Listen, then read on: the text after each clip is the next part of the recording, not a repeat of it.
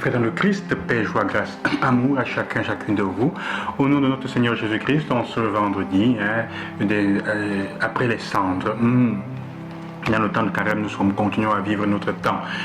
On pourrait dire que nous sommes à la suite du Seigneur et il continue à vouloir nous éclairer sur le sens des 3 paroles clés qui guident notre temps de carême et que nous avons écoutées durant le mercredi des cendres. Nous avons entendu, et à savoir le jeûne, l'aumône et la prière. Alors, notre foi est-elle, ou plutôt notre foi,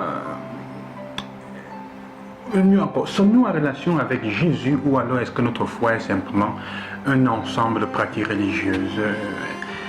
On peut se demander quel est le sens de cette question. Et je pourrais ajouter, est-ce que vous êtes prêts à échanger Jésus avec un livre de prière?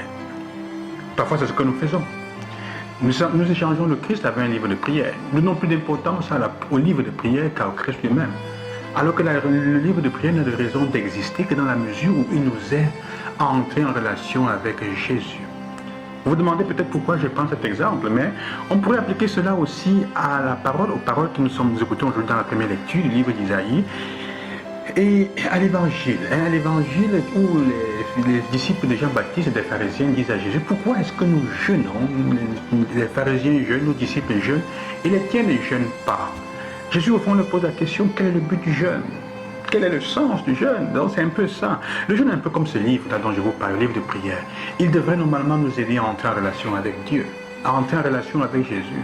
Il devrait nous aider à approfondir et à purifier notre relation avec Dieu. Mais parfois il est utilisé comme s'il était le plus important. Il est plus important que Dieu. On l'utilise parfois comme si on voulait s'en servir pour plier Dieu à notre volonté et à nos désirs. Mais ce n'est pas ça.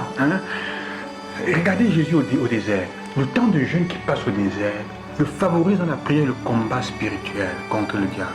C'est parce qu'il est capable de jeûner, donc de relativiser tout ce qui est matériel et lié à son corps, qu'il est capable de répondre au diable, qui lui dit prosterne-toi et je vais te donner, change ses pieds en pain.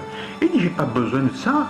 Je n'ai pas besoin de ça pour faire cela, je n'ai pas besoin de me plier à mon ventre pour remplir mon ventre, je n'ai pas besoin de nier Dieu, je n'ai pas besoin de me poser, de te louer, de vendre mon âme au diable, littéralement, pour avoir un peu de nourriture, de quoi manger, pour avoir quelque chose qui soit lié au matériel, pour avoir le pouvoir.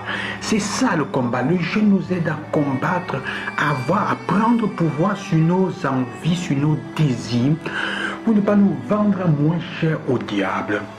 Et c'est fondamental.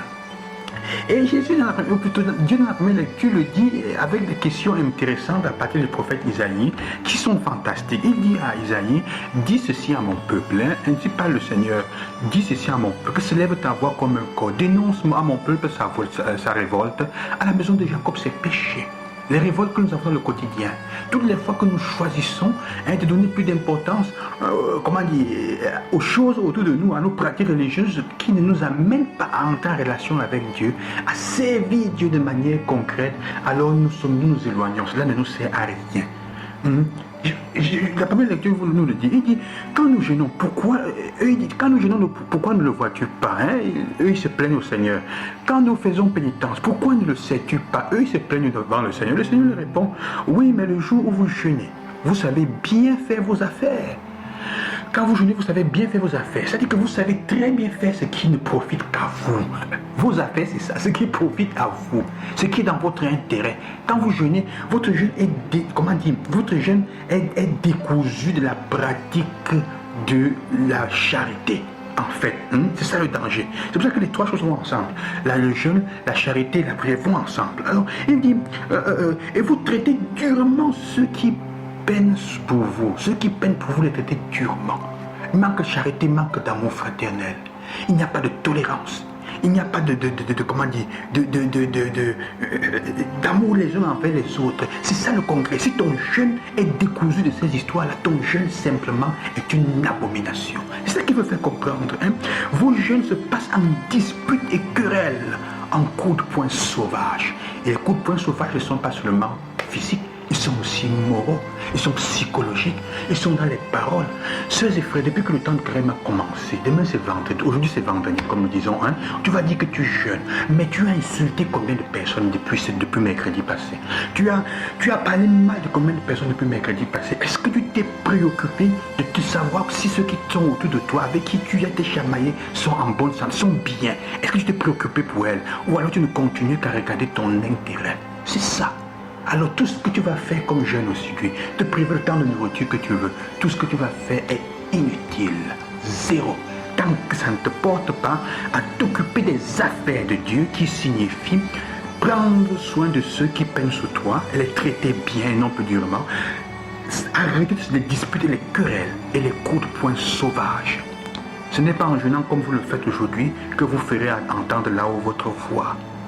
Est-ce là le jeûne qui me plaît? Un jeûne où l'homme se rabaisse?